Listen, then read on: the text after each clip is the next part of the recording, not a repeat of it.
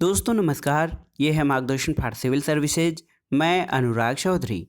दोस्तों आज की वीडियो में हम सॉल्व करेंगे उत्तर प्रदेश उच्चतर शिक्षा सेवा चयन आयोग द्वारा आयोजित असिस्टेंट प्रोफेसर परीक्षा राजनीति विज्ञान के लिए महत्वपूर्ण प्रश्नों का प्रैक्टिस सेट, जिसमें हम राजनीति विज्ञान के अर्थ, परिभाषा, प्रकृति और क्षेत्र अध्याय से संबंधित महत्वपूर्ण प्रश्नों को सॉल्व करेंगे।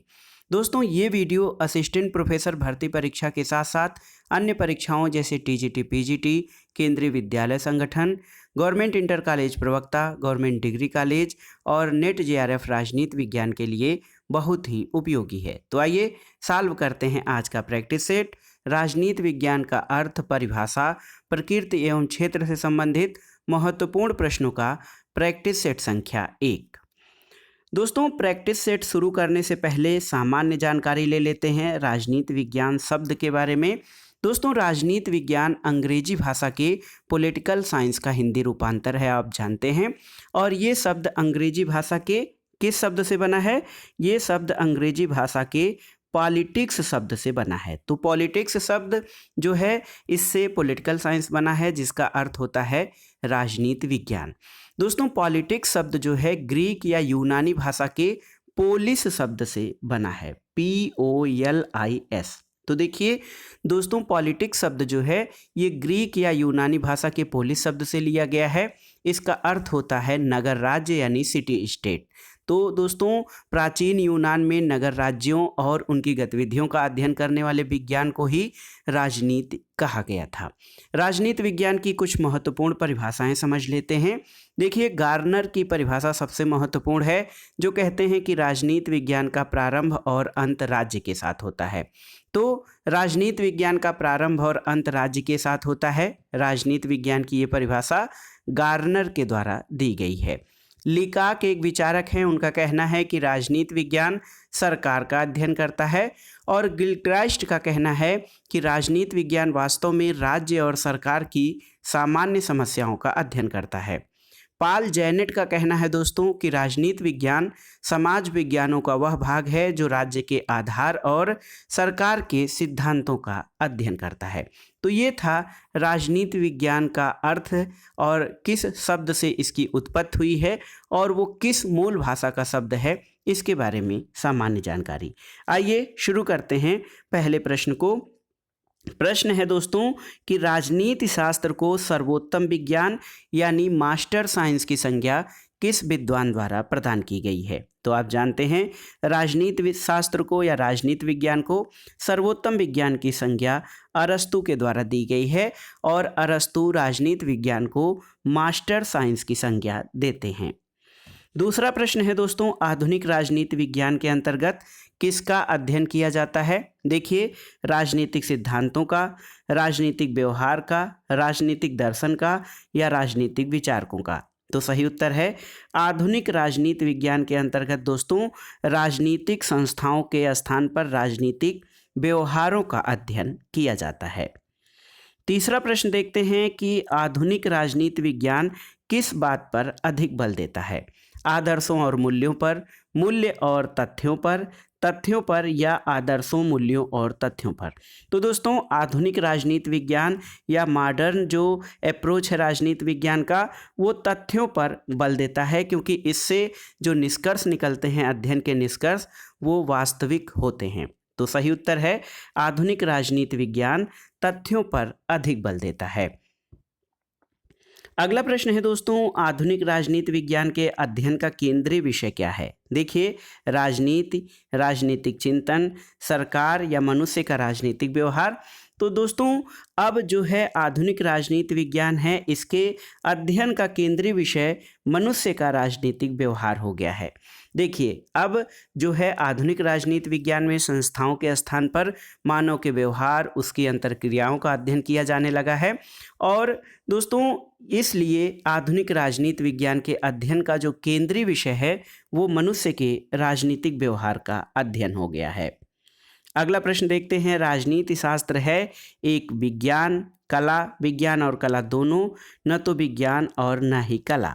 तो देखिए दोस्तों, राजनीति शास्त्र की प्रकृति के बारे में जब हम चर्चा करते हैं तो समग्र रूप से इसे न तो हम विज्ञान कह सकते हैं न कला, लेकिन इसे विज्ञान और कला दोनों माना जा सकता है। तो देखा जाए तो ये न तो विज्ञान है न कला, और न दोनों, या विज्ञान या कला नहीं होकर विज्ञान और कला दोनों है।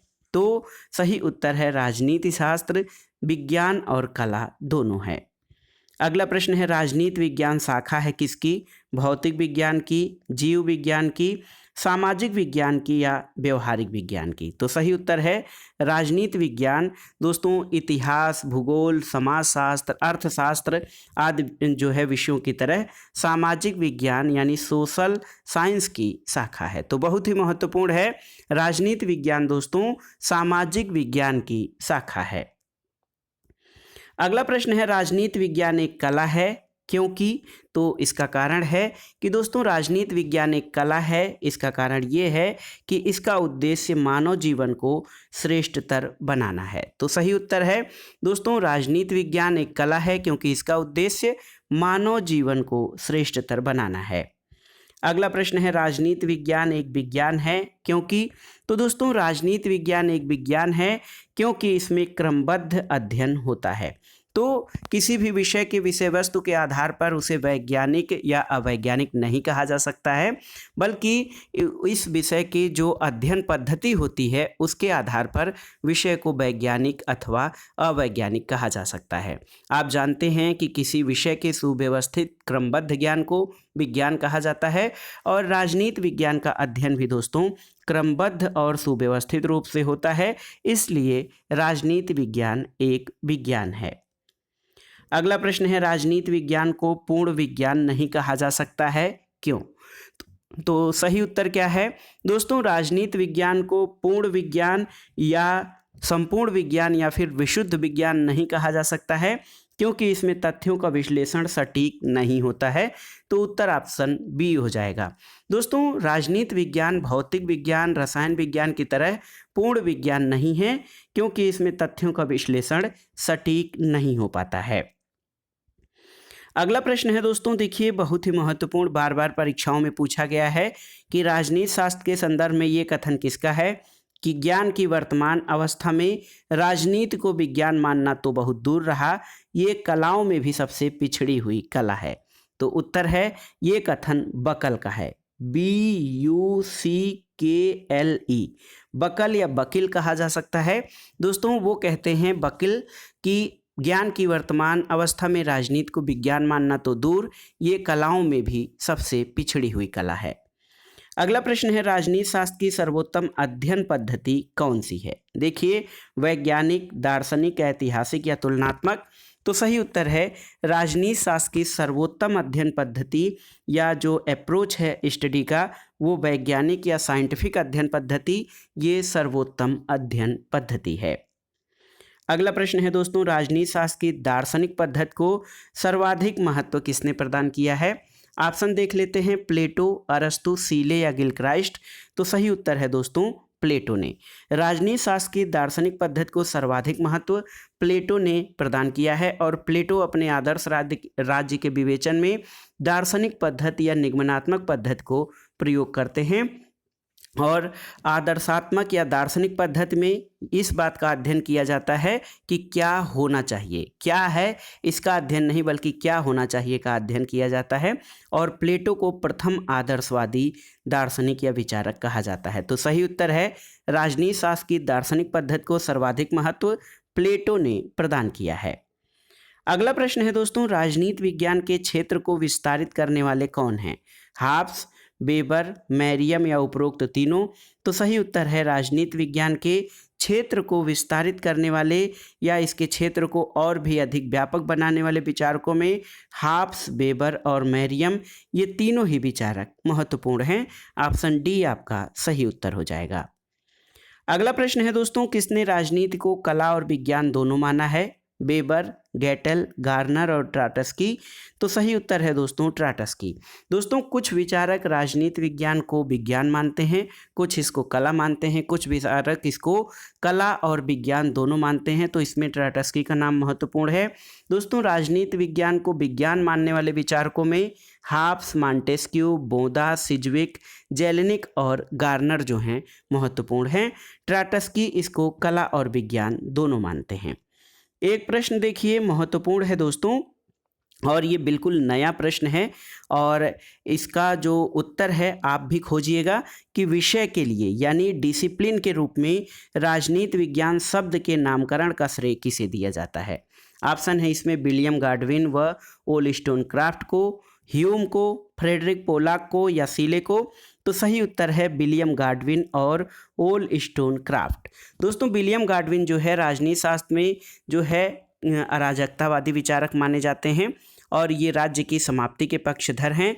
इनकी पत्नी हैं वोलस्टोनक्राफ्ट और इनको श्रेय दिया जाता है विलियम गाडविन और वोलस्टोनक्राफ्ट को कि विषय के लिए राजनीति विज्ञान शब्द के नामकरण का श्रेय। और दोस्तों फ्रेडरिक पोलाक जो हैं ये राजनीति शास्त्र शब्द को, जो पॉलिटिक्स या राजनीति शास्त्र शब्द है, इसको राजनीति विज्ञान के रूप में प्रयुक्त करने के ये पक्षधर हैं। लेकिन विषय के लिए राजनीति विज्ञान शब्द के नामकरण का श्रेय विलियम गाडविन और वोलस्टोनक्राफ्ट को दिया जाता है। अगला प्रश्न देखते हैं दोस्तों, किसने राजनीति को मौसम विज्ञान के समान अनिश्चित विज्ञान सिद्ध किया है, आपको बताना है। ऑप्शन है आपके कैटलिन, लासवेल, लॉर्ड ब्राइस और गार्नर। तो सही उत्तर है दोस्तों राजनीति को मौसम विज्ञान के समान अनिश्चित विज्ञान सिद्ध करने वाले विचारक लॉर्ड ब्राइस हैं। ऑप्शन सी आपका सही उत्तर हो जाएगा। अगला प्रश्न है दोस्तों, राजनीति के अध्ययन को एक विज्ञान के स्तर तक उठाने का श्रेय किसे दिया जा सकता है।